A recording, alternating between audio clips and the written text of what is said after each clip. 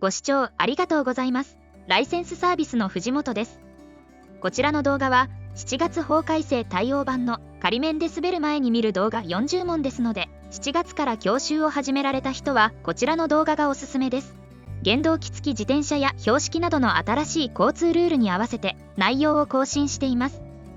原動機付き自転車は従来の原付を一般原動機付き自転車または一般原付として、特定小型原動機付き自転車を特定小型原動機付き自転車または特定原付として呼ぶことにします。また、一般原付と特定原付を区別しない場合や、両方の意味を表す場合は、原動機付き自転車または原付と呼ぶことにします。それでは始めます。問題1。対面する信号が青信号の時は、すべての車や路面電車は直進し、左折し、右折することができる。対面する信号が青信号の時は、すべての車や路面電車は直進し、左折し、右折することができる。答えは誤りです。対面する信号が青色の時は、自動車や一般原動機付き自転車、路面電車は直進、左折、右折することができます。しかし、特定小型原動機付き自転車と軽車両は右折することができません。特定原付と軽車両は直進と左折をすることはできますが、右折をするときは2段階右折をしなければなりません。また、一般原動機付き自転車も2段階右折をしなければならない交差点では、対面する信号が青信号でも右折をすることができません。したがって、特定原付や軽車両と一般原付も2段階右折をしなければならない交差点では、対面する信号が青色でも右折をすることができません。なお、軽車両とは自転車や荷車、リヤカーなどを言います。そして特定小型原動機付き自転車とは、いわゆる電動キックボードなどの車体のうち、法令で定められた基準に当てはまるものを言います。またそのうち、歩道などを通行できるものとして、法令で定められた基準を満たすものを、特例特定小型原動機付き自転車と言います。問題2。歩行者のそばを通行するときは、安全な間隔を空けるか徐行しなければならないが、歩行者が歩道や路側帯を通行しているときは、その必要はない。歩行者のそばを通行するときは、安全な間隔を空けるか徐行しなければならないが、歩行者が歩道や路側帯を通行しているときは、その必要はない。答えは誤りです。歩行者が歩道や路側帯を通行している場合でも、歩行者のそばを通行するときは、安全な間隔を空けるか徐行しなければなりません。歩道や路側帯のない道路を通行している歩行者に限らず、歩道や路側帯を通行している場合でも、急にふらついたり、道路を横断しようとするかもしれないので、歩行者の予測できない行動に備えて、安全な間隔を空けるか徐行しなければなりません。なお、安全な間隔を空けるか徐行しなければならないとは、原則として安全な間隔を空けて通行します。しかし、安全な間隔を空けることができないときは、徐行しなければならないという意味なので、安全な間隔を空けることができるときは、徐行の必要はありません。問題3。運転者が危険を感じてブレーキをかけたとき、車のブレーキが効き始めてから車が停止するまでの間に走る距離を制動距離という。運転者が危険を感じてブレーキをかけたとき、車のブレーキが効き始めてから車が停止するまでの間に走る距離を制動距離という。答えは正しいです。車のブレーキが効き始めてから停止するまでの間に車が走る距離を制動距離と言います。また、車が停止するときに必要な距離は次のように呼ばれていますので覚えておきましょう。運転者が危険を感じてからブレーキをかけ、ブレーキが実際に効き始めるまでの間に車が走る距離を空走距離と言い、実際にブレーキが効き始めてから停止するまでの間に車が走る距離を制動距離と言います。そして、運転者が危険を感じてから完全に停止するまでの間に車が走る距離を停止距離と言います。問題4。安全地帯のない停留所に止まっている路面電車に追いついたとき、乗り降りする人がいたが、路面電車との間に 1.5 メートル以上の間隔が取れたので、徐行して通過した。安全地帯のない停留所に止まっている路面電車に追いついたとき、乗り降りする人がいたが、路面電車との間に 1.5 メートル以上の間隔が取れたので、徐行して通過した。答えは誤りです。安全地帯のない停留所に止まっている路面電車に追いついた時に、乗り降りする人や道路を横断する人がいる時は、たとえ路面電車との間に 1.5 メートル以上の間隔が取れる時でも進むことはできません。乗り降りする人や道路を横断する人がいなくなるまで、路面電車の後方で停止して待たなければなりません。車は停留所に止まっている路面電車に追いついた時は、原則として乗り降りする人や道路を横断する人がいなくなるまで、路面電車の後方で停止して待たなければなりません。ただし、例外として徐行して進むことができる場合が2つあります。1つは、安全地帯のない停留所で乗り降りする人がいないときは、路面電車との間に 1.5 メートル以上の間隔が取れるときに徐行して進むことができます。もう1つは、停留所に乗り降りする人のために設けられた安全地帯がある場合です。この場合は乗り降りする人がいてもいなくても徐行して進むことができます。問題5。普通免許を受けると、普通自動車の他に、普通自動二輪車、小型特殊自動車、一般原動機付き自転車を運転することができる。普通免許を受けると、普通自動車の他に、普通自動二輪車、小型特殊自動車、一般原動機付き自転車を運転することができる。答えは誤りです。普通免許を受けても、普通自動二輪車を運転することはできません。普通免許で運転することができる車は、普通自動車、小型特殊自動車、一般原動機付き自転車です。普通自動二輪車を運転するためには、大型二輪免許か普通二輪免許を受けなければなりません。なお、特定小型原動機付き自転車の運転には、運転免許の必要はありません。ただし、運転するためには年齢制限があって、16歳以上の人でないと運転することはできません。問題6。交差点やその付近を走行中、緊急自動車が近づいてきたときは、交差点を避けて道路の左側に寄り、徐行して進路を譲らなければならない。交差点やその付近を走行中、緊急自動車が近づいてきたときは、交差点を避けて道路の左側に寄り、徐行して進路を譲らなければならない。答えは誤りです。車は交差点やその付近で緊急自動車が近づいてきたときは、徐行して進路を譲るのではなく、一時停止して譲らなければなりません。交差点付近で緊急自動車の進路を妨げないように、交差点を避けて道路の左側に寄って一時停止します。ただし、近くに交差点のない場所で緊急自動車が近づいてきたときは、一時停止の必要はありません。道路の左側に寄せて譲るようにします。なお、一方通行の道路では、左側に寄るとかえって緊急自動車の邪魔になるときは、道路の右側に寄って譲ります。この場合も、もちろん、交差点や交差点付近で譲るときは、交差点を避けて一時停止しなければなりません。問題7。路線バスなどの優先通行帯を通行しているとき、路線バスが接近してきたが、交通量が少なく、いつでもその通行帯から出ることができると思い、そのまま通行した。路線バスなどの優先通行帯を通行しているとき、路線バスが接近してきたが、交通量が少なく、いつでもその通行帯から出ることができると思い、そのまま通行した。答えは誤りです。路線バス等優先通行帯は、路線バスなど以外の自動車もその通行帯を通行することができますが、右左折をする場合や工事をしている場合、その他の事情によりやむを得ない場合以外は、路線バスなどが円滑に通行できるように、路線バスなどが近づいてきたときは速やかにその通行帯から出なければなりません。また、交通が混雑していて、路線バスなどが近づいてきても路線バス等優先通行帯から出られなくなる恐れがあるときは、初めからその通行帯を通行してはいけません。なお、小型特殊自動車や原動機付き自転車、軽車両は、路線バスなどが近づいてきたり交通が混雑しているときでも、この通行帯を通行できます。この通行帯から出る必要はありません。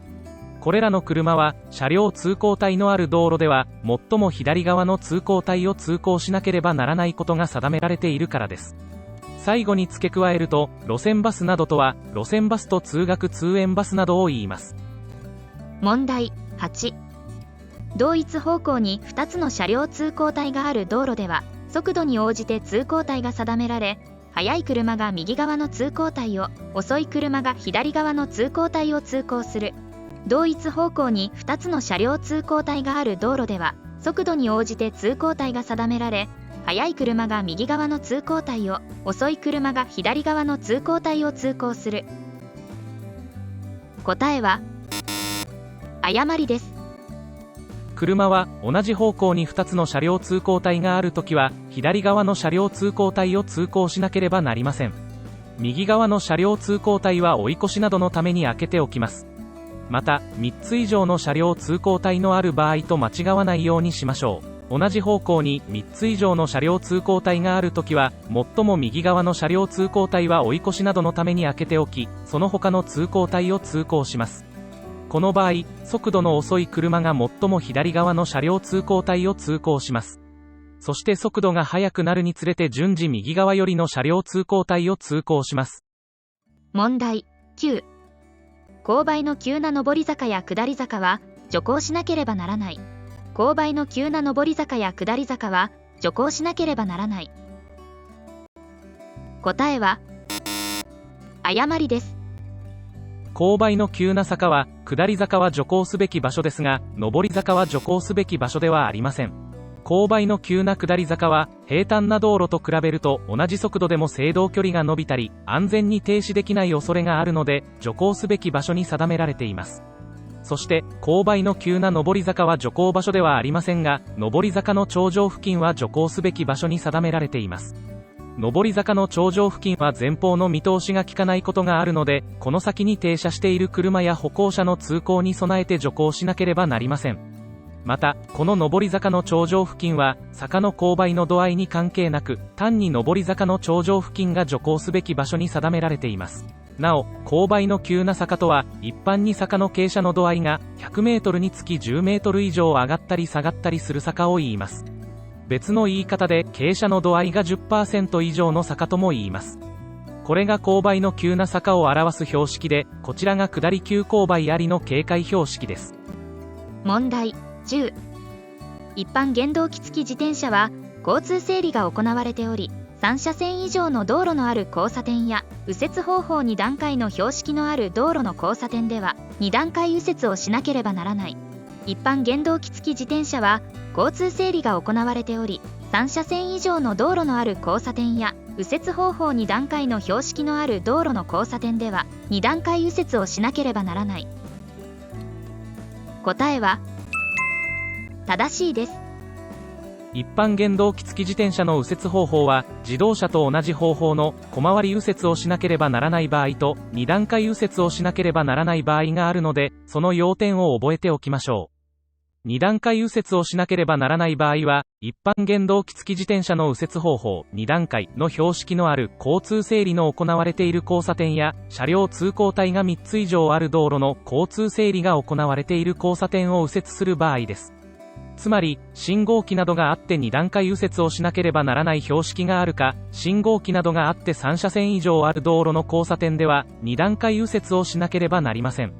そして、その他の場合は、自動車と同じ小回り右折をします。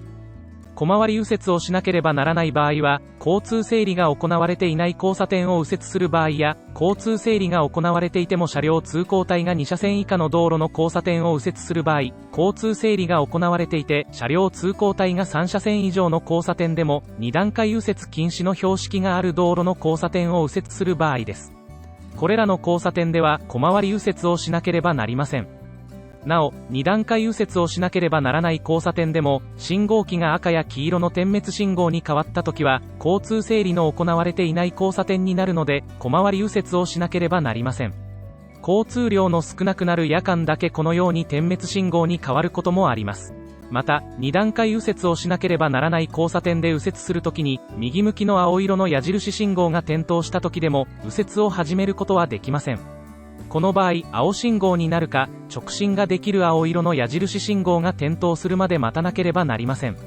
ちなみに、特定小型原動機付き自転車で右折をするときは、どのような交差点でも2段階右折をしなければなりません。問題11。車両通行止めの標識がある道路でも、自転車に乗って通行することはできる。車両通行止めの標識がある道路でも、自転車に乗って通行することはできる。答えは誤りです。車両通行止めの標識のある道路では、自転車は通行できません。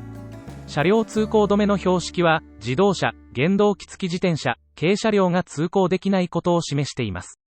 そして、自転車は軽車両なので通行できません。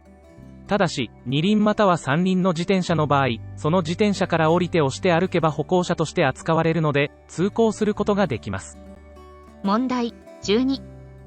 交差点とその手前から30メートル以内の場所では、優先道路を通行している場合を除き、自動車や一般原動機付き自転車を追い越してはならない。交差点とその手前から30メートル以内の場所では、優先道路を通行している場合を除き、自動車や一般原動機付き自転車を追い越してはならない。答えは正しいです。交差点とその手前から30メートル以内の場所は追い越しを禁止する場所です。この場所では、車は自動車や一般原動機付き自転車を追い越すため、進路を変えたり、その横を通り過ぎたりしてはいけません。交差点で追い越しをしようとすると、交差道路を通行する他の車や歩行者を前車の死角で見落とす恐れがあったり、右折しようとする前の車と衝突する恐れがあるなど、他の交通と衝突が起きやすい大変危険な場所なので、追い越しをしてはいけません。ただし、中央線が交差点の中まで引いてある場合など、優先道路を通行しているときは、追い越しをすることができます。優先道路とは、このように交差点の中まで中央線や車両通行帯の表示のある道路や、優先道路の標識のある道路を言います。なお、たとえ追い越しを禁止する場所であっても、自転車などの軽車両や特定小型原動機付き自転車を追い越すことは禁止されていません。問題13。普通二輪免許を受けると、エンジンの総排気量が 500cc の自動二輪車を運転することができる。普通二輪免許を受けると、エンジンの総排気量が 500cc の自動二輪車を運転することができる。答えは誤りです。普通二輪免許を受けた人が運転することができる二輪車のエンジンの総排気量は 400cc までです。エンジンの総排気量が 50cc を超え、400cc 以下が普通自動二輪車なので、総排気量 500cc の自動二輪車は運転することはできません。総排気量 400cc を超える自動二輪車を運転するときは、大型二輪免許を受けなければなりません。問題14。踏切で車が故障して動かなくなったときは、車の移動を最優先に行い、その後で踏切支障放置装置などで列車の運転士に知らせると良い。踏切で車が故障して動かなくなったときは、車の移動を最優先に行い、その後で踏切支障放置装置などで列車の運転士に知らせると良い。答えは誤りです。踏切で車が動かなくなったときは、一刻も早く列車の運転士などに知らせるとともに、車を踏切の外に移動させなければなりません。列車の運転士などに知らせる方法は、警報器のある踏切では、踏切支障放置装置、いわゆる非常ボタンを押して知らせます。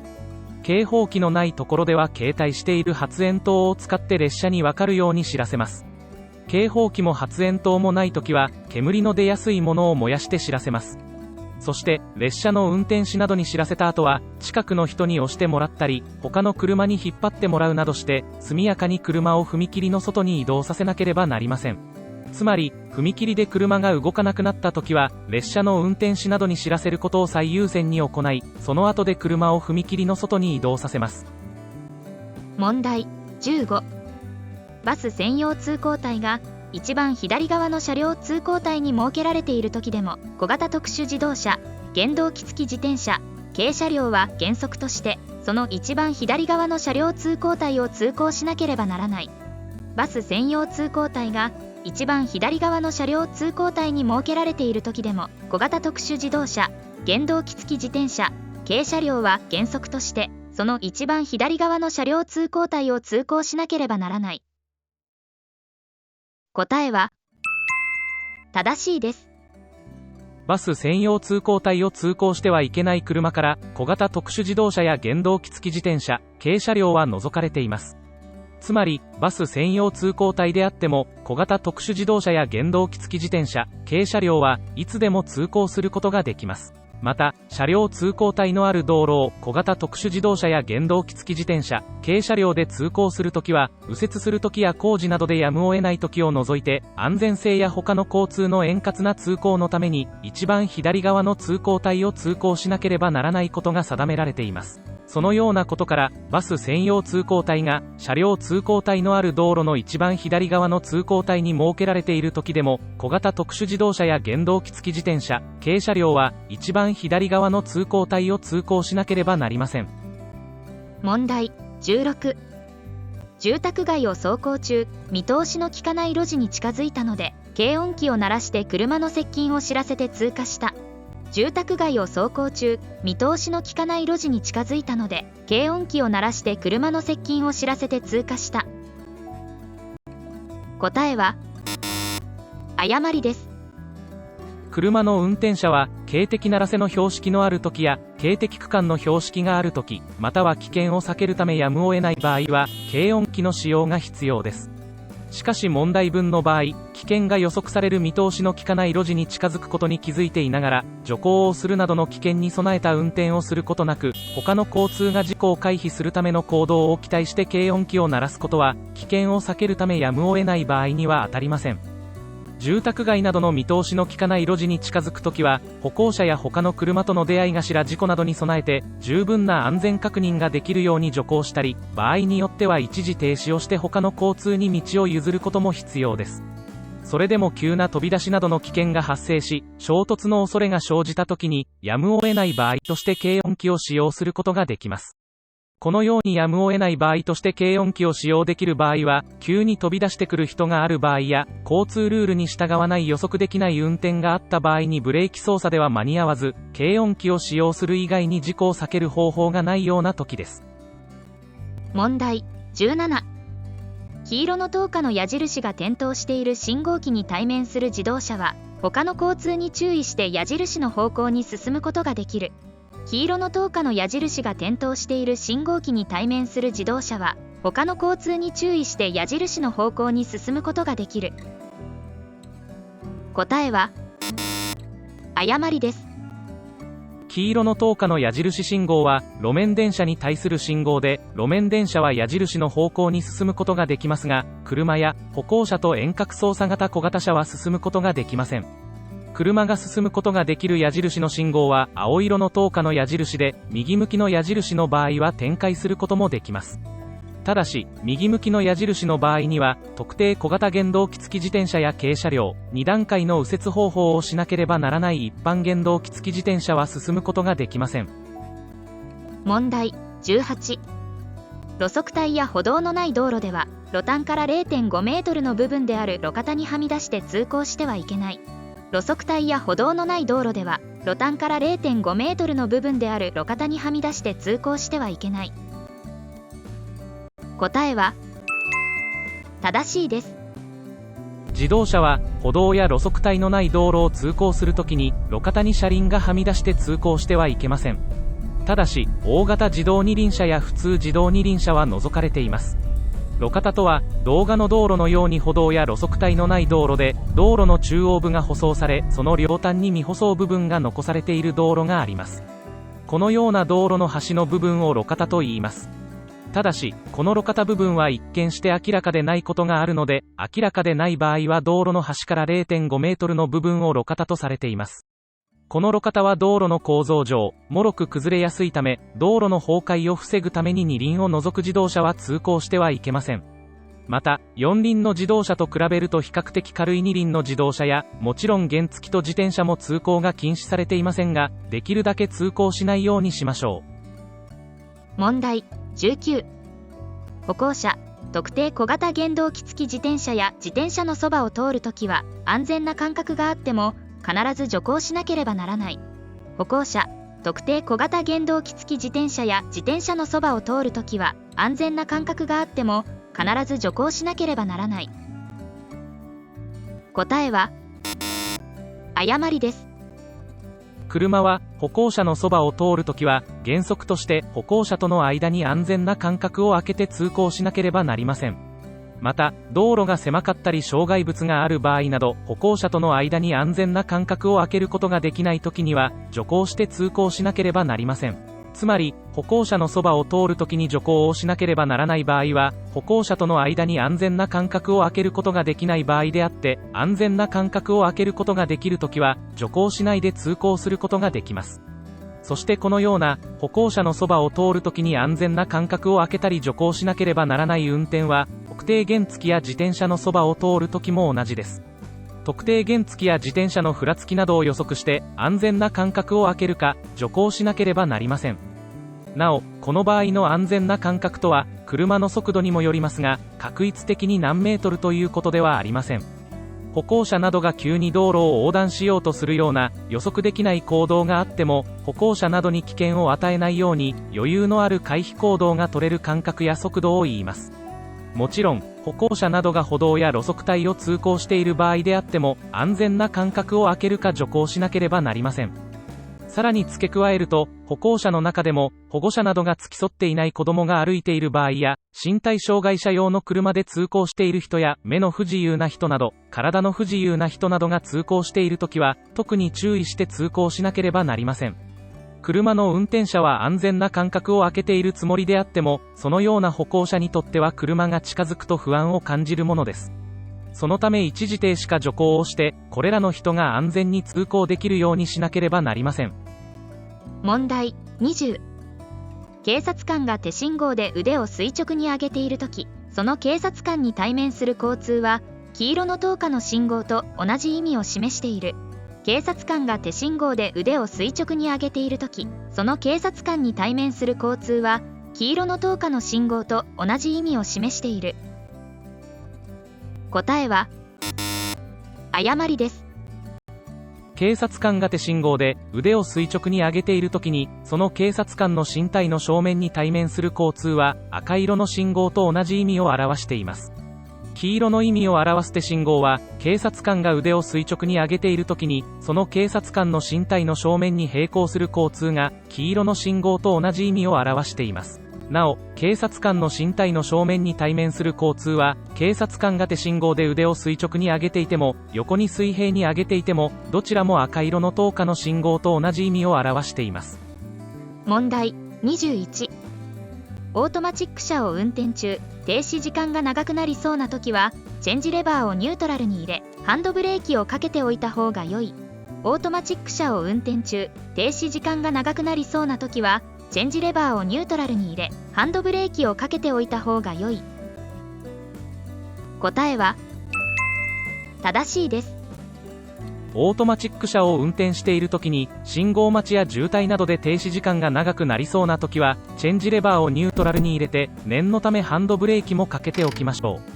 う。うっかりしていて、クリープ現象で車が動き出したことに気づかず、前の車に衝突などの思わぬ事故を起こしてしまうことがありますので、注意が必要です。なお、停止中は、後続車に追突されないように、停止していることがわかるようにブレーキペダルもしっかり踏んでおきましょう。問題22。二輪車で後輪ブレーキをかけるときは、つま先ではなく、かかとでブレーキペダルを踏むようにする。二輪車で後輪ブレーキをかけるときは、つま先ではなく、かかとでブレーキペダルを踏むようにする。答えは、誤りです。後輪ブレーキをブレーキペダルにより操作するタイプの二輪車のブレーキのかけ方は、かかとでブレーキペダルを操作するのではありません。ステップに土踏まずを乗せ、右足の親指の付け根あたりでブレーキペダルを踏みます。かかとではブレーキの調節がうまくできず、適切な運転姿勢も保てません。二輪車に乗車するときは、カーブを曲がるときには車体が傾くので足を負傷したり、わずかな衝撃などでステップから足が外れたりしないように、また緊急時に素早く正しい制動操作ができるようにします。そのため足の正しい運転姿勢は、ステップに土踏まずを乗せ、つま先を前方に向けて足の裏をほぼ水平にして、右足はブレーキペダルの上に、左足はチェンジペダルの上になるようにします。問題23。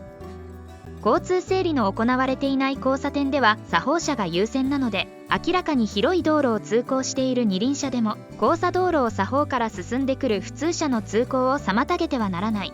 交通整理の行われていない交差点では作法車が優先なので、明らかに広い道路を通行している二輪車でも交差道路を作法から進んでくる普通車の通行を妨げてはならない。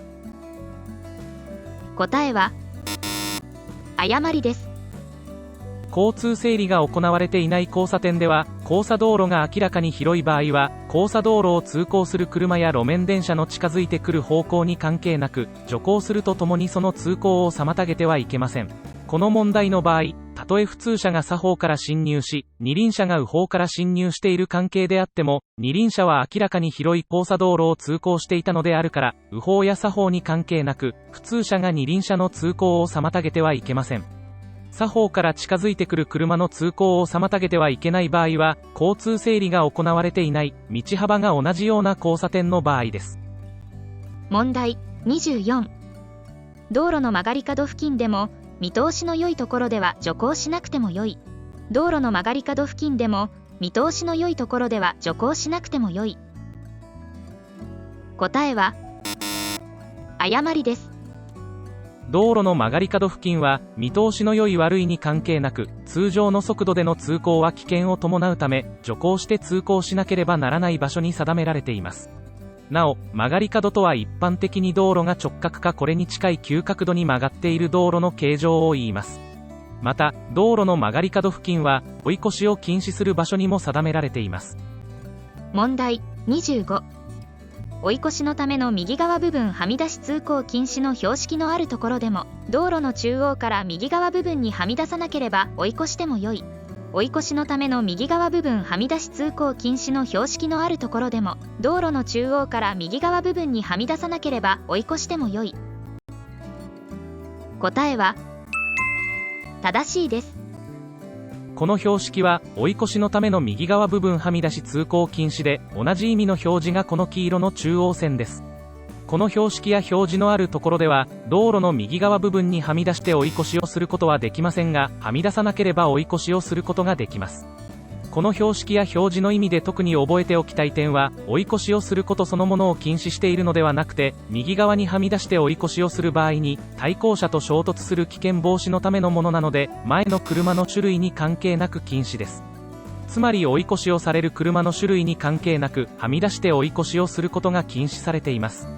そのため、自転車などの軽車両や特定小型原動機付き自転車を追い越す場合であっても、中央線などをはみ出して追い越しをすることはできません。それに対してこの標識と間違えやすい標識は、追い越し禁止の標識です。追い越し禁止の標識は、追い越しのための右側部分はみ出し通行禁止と同じ標識に、追い越し禁止の補助標識がついているものです。この追い越し禁止の標識は、追い越しに伴う危険を防止するためのものなので、追い越しそのものを禁止しています。そのため、道路の中央から右の部分にはみ出しても、はみ出さなくても追い越しが禁止されています。ただし、前の車が小さく遅いもので、前方の見通しにそれほど影響を与えないものであれば、禁止の対象から除外されています。つまり、前の車が自転車などの軽車両や特定小型原動機付き自転車の場合は追い越しをすることができます。このことはその他の追い越しを禁止する場所でも同じで、例えば、道路の曲がり角付近や、上り坂の頂上付近、勾配の急な下り坂などでも自転車などの軽車両や特定小型原動機付き自転車を追い越すことができます。問題26。車は道路の状態や他の交通に関係なく、道路の中央や中央線があるときは、その中央線から右の部分にはみ出して通行することは禁止されている。車は道路の状態や他の交通に関係なく、道路の中央や中央線があるときは、その中央線から右の部分にはみ出して通行することは禁止されている。答えは誤りです。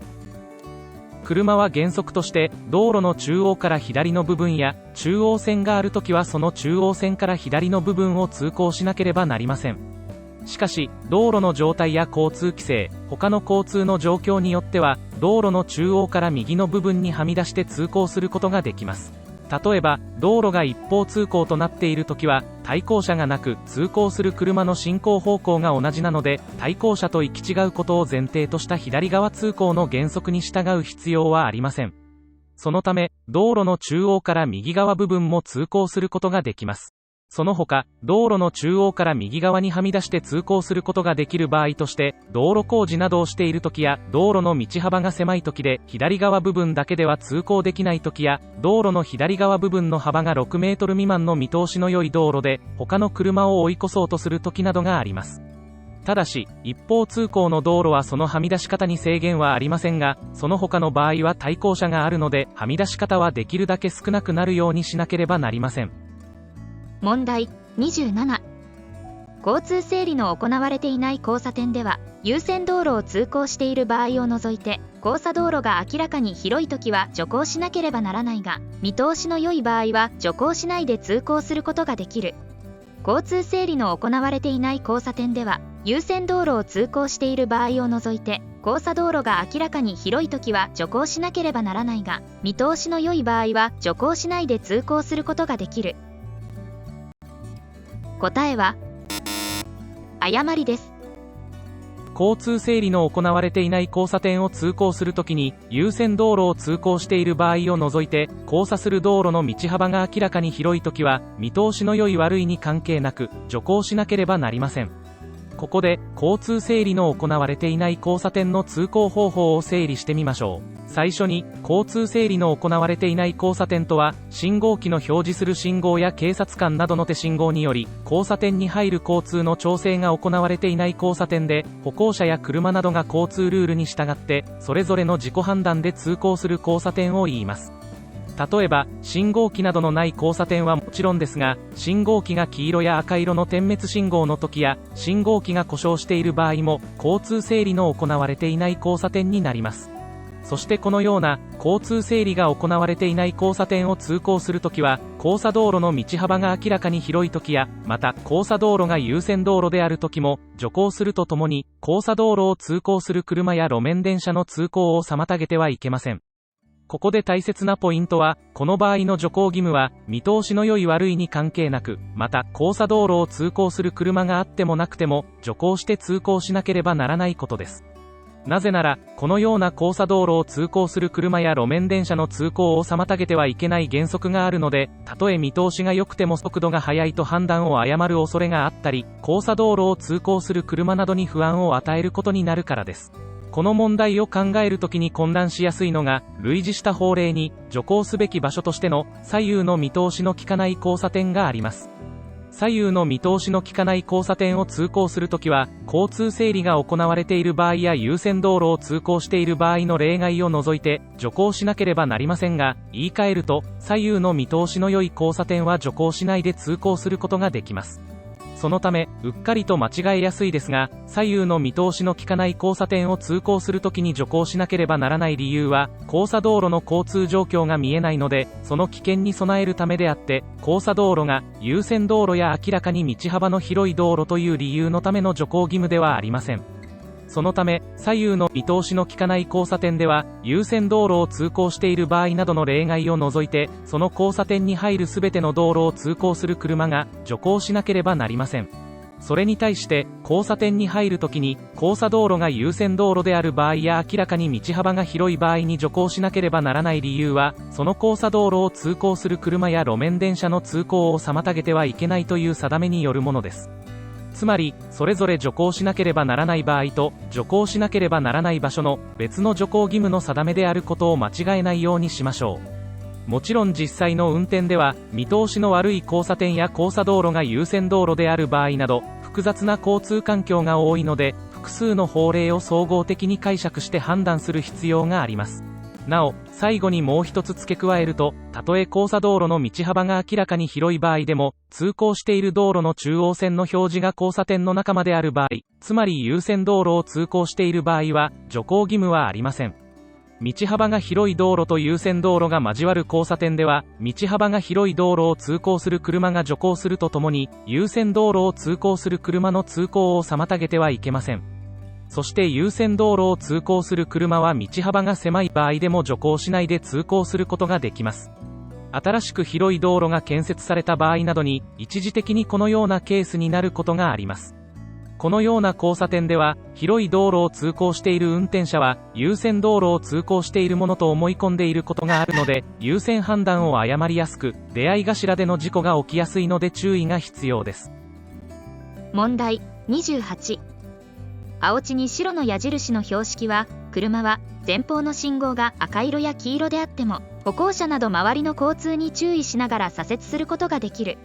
青地に白の矢印の標識は、車は前方の信号が赤色や黄色であっても、歩行者など周りの交通に注意しながら左折することができる。答えは誤りです。青地に白の矢印の標識は、一方通行を示す標識です。この標識のある場所では、車は矢印の示す方向の反対方向には通行できないことを示しています。そして、信号が赤色や黄色であっても、歩行者など周りの交通に注意しながら左折することができるのは、左折化の表示板である、白地に青の左向きの表示板です。この左折化の表示板が、道路の左端や信号機に設置されているときは、信号機や警察官などの手信号が赤色や黄色を表示しているときであっても、周りの交通に注意しながら左折することができます。つまり、信号などに関係なく、常に左折をすることができます。ただし信号に従って横断している歩行者や特定原付と自転車の通行を妨げてはいけません。左折化の表示板は渋滞緩和など交通の円滑化を目的に設置されていますが、設置されている箇所が少なく、一般に認知度も低いようですので、見落とさないように注意しましょう。また、一方通行の標識は、矢印の示す反対方向に通行できないことが交通ルールの内容ですが、この交通ルールの対象は車ですので、自動車、原動機付き自転車、軽車両がこの交通ルールに従わなければなりません。そしてよくあるケースが、この一方通行の標識に、軽車両除くの補助標識がついていることがあります。もちろんこの場合は、自転車などの軽車両や、特定小型原動機付き自転車も、一方通行の交通ルールに従う必要はありませんので、反対方向も通行することができます。さらにこの標識とよく似た意味の分かりづらい標識があります。それは、特定小型原動機付き自転車一方通行の標識です。この標識は、特定小型原動機付き自転車や自転車で歩道を通行できる場合や、特定小型原動機付き自転車や自転車で自転車道を通行する場合に、標識の矢印の示す方向の反対方向には通行できないことを示しています。これは、本来これらの車が、歩道を通行できる場合や自転車道を通行する場合には、どちらの方向へも通行することができますが、交通機能の効率化や安全性の向上のために通行する方向を規制するための標識です。問題29。自動二輪車を押して歩くときは、原則として歩行者として扱われるので、歩道や路側帯を通行することができる。自動二輪車を押して歩くときは、原則として歩行者として扱われるので、歩道や路側帯を通行することができる。答えは正しいです。大型自動二輪車や普通自動二輪車などを押して歩いているときは、歩行者として扱われるので、歩道や路側帯を通行することができます。しかし、エンジンをかけている時や速車のついているもの、他の車を牽引しているものは、押して歩いていても歩行者として扱われませんので、歩道などを通行することができません。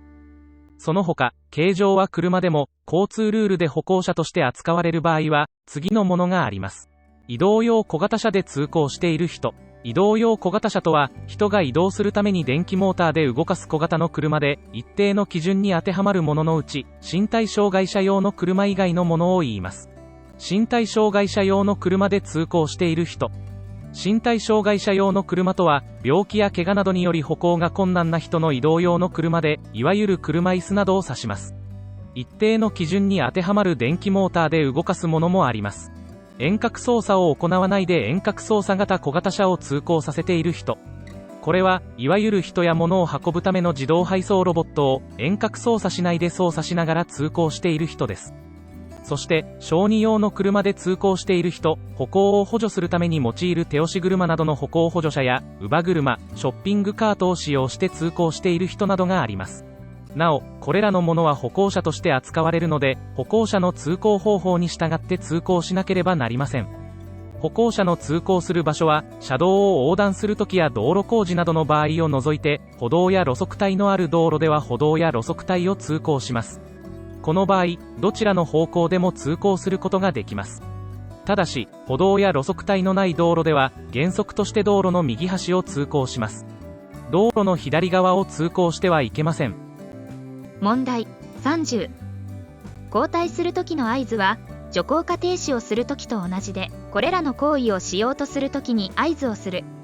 交代する時の合図は、徐行か停止をする時と同じで、これらの行為をしようとする時に合図をする。答えは正しいです。交代する時の合図をする時期は、交代しようとする時に合図をします。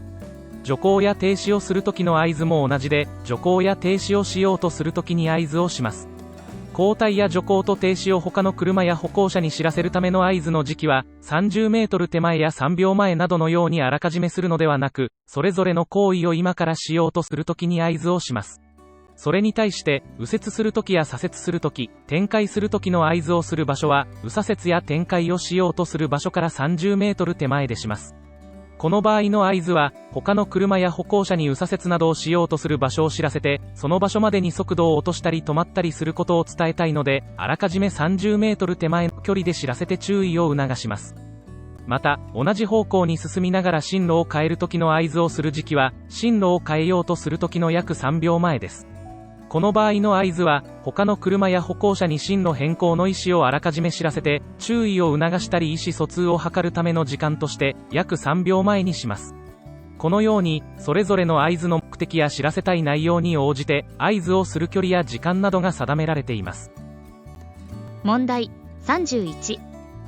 横断歩道の手前で止まっている車のそばを通るときは、歩行者などの飛び出しに注意して、徐行して通行しなければならない。横断歩道の手前で止まっている車のそばを通るときは、歩行者などの飛び出しに注意して、徐行して通行しなければならない。答えは誤りです。車は横断歩道や自転車横断帯の手前に停止している車があるときに、そのそばを通って前方に出る前は、徐行ではなく、一時停止をしなければなりません。その横断歩道などの手前に停止している車は、歩行者などが横断しようとしているために停止しているかもしれないので、一時停止をして安全を確かめて通行します。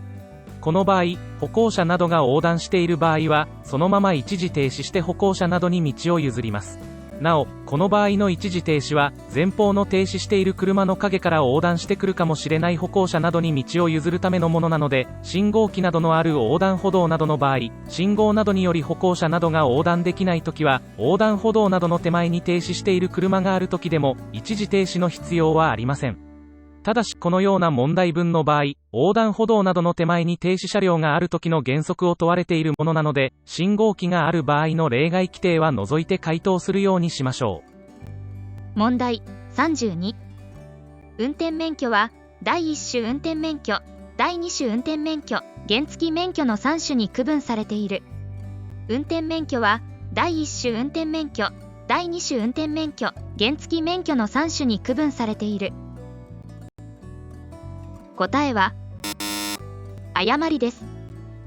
運転免許の区分は、自動車や一般原動機付き自転車を運転する場合に必要な第1種運転免許、タクシーなどの旅客自動車を旅客運送のため運転する場合などに必要な第2種運転免許、そして運転の練習や試験などのために大型自動車、中型自動車、準中型自動車、普通自動車を運転する場合に必要な仮運転免許の3種に分けられています。原付免許は運転免許の区分の一つではありません。原付免許は第1種運転免許の種類の一つです。なお、それぞれの免許の区分には次の種類があります。第1種運転免許には、大型免許、中型免許、準中型免許、普通免許、大型特殊免許、大型二輪免許、普通二輪免許、小型特殊免許、原付免許、牽引免許の10種類あります。第2種運転免許には、大型第2種免許、中型第2種免許、普通第2種免許、大型特殊第2種免許、牽引第2種免許の5種類あります。仮運転免許には、大型仮免許、中型仮免許、準中型仮免許、普通仮免許の4種類あります。ご参考として覚えておいてくださいね。問題33。70歳以上の運転者が普通自動車を運転するときは、その車の前と後ろの定められた位置に高齢者マークを必ずつけなければならない。70歳以上の運転者が普通自動車を運転するときは、その車の前と後ろの定められた位置に高齢者マークを必ずつけなければならない。答えは誤りです。70歳以上の運転者が普通自動車を運転する時の高齢者マークの表示規定については、年齢による体の衰えが運転に影響する場合は高齢者マークをつけて運転するように努めましょうと定められています。つまり努力義務として定められているので、必ずつけて運転しなければならない規定ではありません。実はこの法令が定められた当初は、75歳以上の人は高齢者マークをつけないで普通自動車を運転することはできないとされていましたが、後に努力義務に変わっていますので、過去に学習された人は間違えないようにしましょう。その他、特定の運転者が車につけるマークには次のものがあります。一つ目は、必ず覚えておかなければならない初心者マークです。このマークは、準中型免許を受けて1年を経過していない人が、準中型自動車または普通自動車を運転するときや、普通免許を受けて1年を経過していない人が普通自動車を運転するときに、その車の前と後ろの定められた位置につけなければなりません。このマークの表示義務には免除規定もありますが、努力義務ではなく、原則としてつけなければ運転することはできません。2つ目は、聴覚障害者マークです。準中型免許や普通免許などの運転免許試験の一つである適正試験の聴力で、両耳の聴力が補聴器を使用しても合格基準を満たさない人でも、ワイドミラーなどの装着や聴覚障害者マークを表示する条件をつけて、運転免許を取得することができます。この場合もちろん、準中型自動車または普通自動車を運転するときは、その車の前と後ろの定められた位置に聴覚障害者マークをつけなければなりません。3つ目は、身体障害者マークです。手足などが不自由であることを理由に、免許に条件がついている人が普通自動車を運転するときは、その車の前と後ろの定められた位置に身体障害者マークをつけることができます。このマークの表示は高齢者マークと同じで、必ずつけなければならないものではありません。4つ目は皆様よくご存知の、仮免許練習標識です。仮免許による運転練習をするときは、車の前と後ろの定められた位置に必ずこの練習標識をつけなければなりません。なお、練習のため自動車を運転しようとするときは、その車を運転できる第1種免許を3年以上受けている人か、第2種免許を受けている21歳以上の人、または指定自動車教習所の教習指導員を横に乗せて、その指導を受けながら運転しなければなりません。仮運転免許証の携帯も忘れないようにしましょう。最後に、特定の運転者が車につけるマークをまとめます。初心者マークは、準中型免許を受けて1年を経過していない人が、準中型自動車または普通自動車を運転するときや、普通免許を受けて1年を経過していない人が普通自動車を運転するときに、このマークをつけなければなりません。高齢者マークは、70歳以上の運転者が普通自動車を運転するときに、年齢による体の衰えが運転に影響する場合は、このマークをつけて運転するように努めます。聴覚障害者マークは、両耳の聴力が一定の基準を満たさないためワイドミラーなどの装着条件のついている人が、準中型自動車または普通自動車を運転するときに、このマークをつけなければなりません。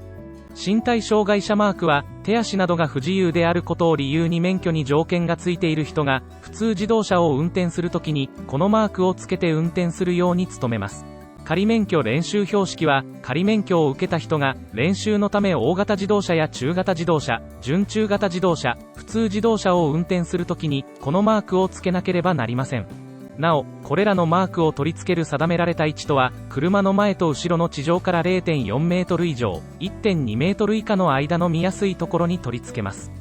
ただし、道路運送車両の保安基準の規定により、フロントガラスに取り付けることは禁止されています。問題34。オートマチック車限定普通免許を受けた人でも、一般原動機付き自転車であれば、AT 車も MT 車も運転することができる。オートマチック車限定普通免許を受けた人でも、一般原動機付き自転車であれば、AT 車も MT 車も運転することができる。答えは、正しいです。オートマチック車限定普通免許を受けた場合でも、一般原動機付き自転車は、AT 車も MT 車も運転することができます。これは、一般原動機付き自転車を運転することができる原付免許は、普通免許の皆免許のため、普通免許を取得すれば一般原動機付き自転車も運転することができるためです。そして、普通免許を取得しようとする人が、オートマチック車限定免許を選んで取得した場合、免許証の条件欄には、普通車は AT 車に限るの条件が記載されます。この条件の意味は、普通車については AT 車だけ運転することができるという意味で、その他の運転することができる車については、AT 車に限る条件はありません。つまり、オートマチック車限定普通免許で運転することができる車は、普通自動車と一般原動機付き自転車と小型特殊自動車ですが、オートマチック車に限定する条件の範囲は、普通自動車のみであって、その他の車についてはオートマチック車の限定条件はつかないので、一般原動機付き自転車や小型特殊自動車については、MT 車であっても運転することができます。ただし、次のようなケースもありますのでご参考としてください。普通免許を受けようとする人がオートマチック車限定免許を選んだのではなく、手足などが不自由なため運転適正により、安全な運転が行える範囲の車両として、オートマチック車限定などの条件がついた場合は、その他の運転できる車にも AT 限定などの条件がつく場合があります。問題35。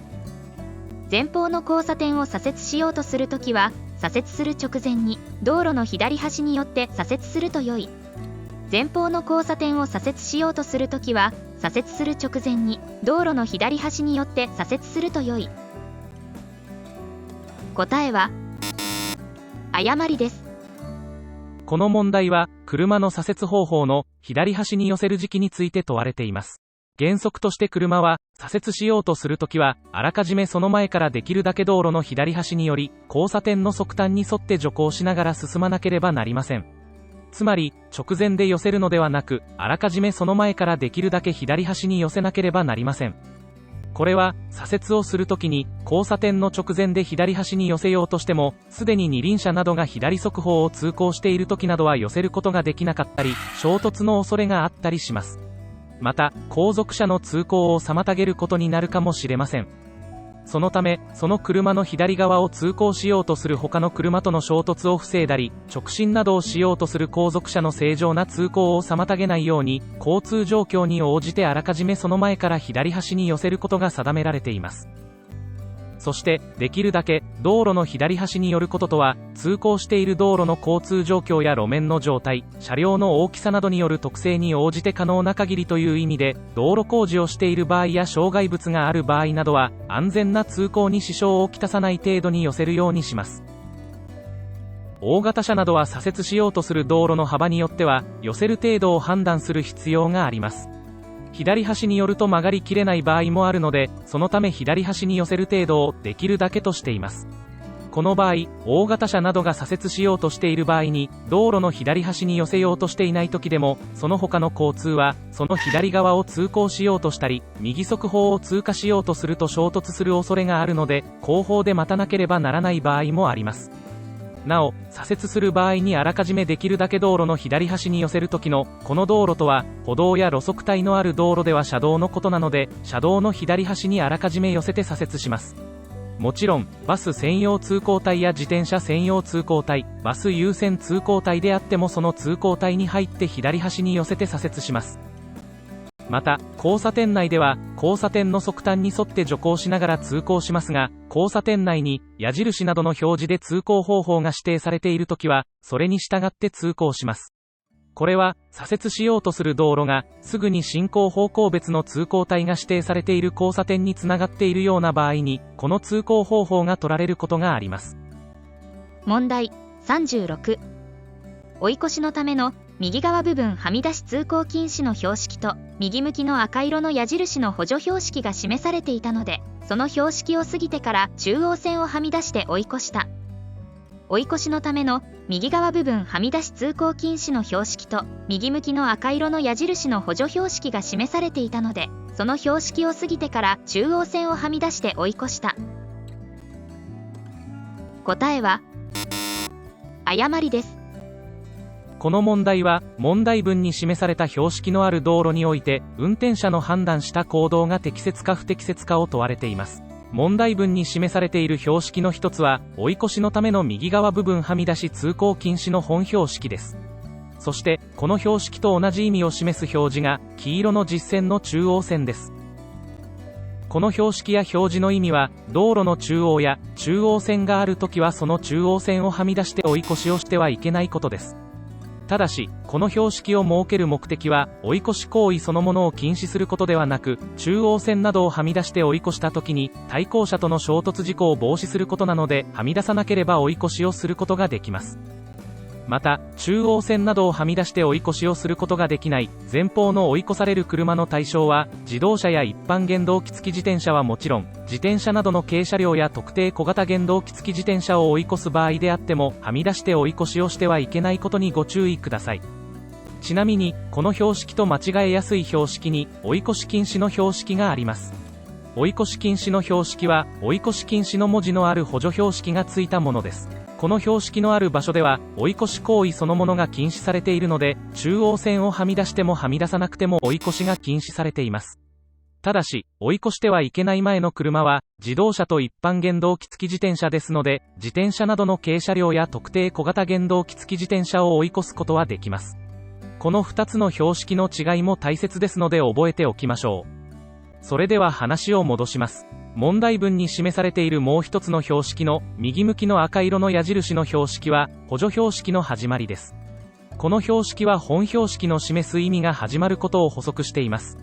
つまり、追い越しのための右側部分はみ出し通行禁止の標識の意味がここから始まることを示しています。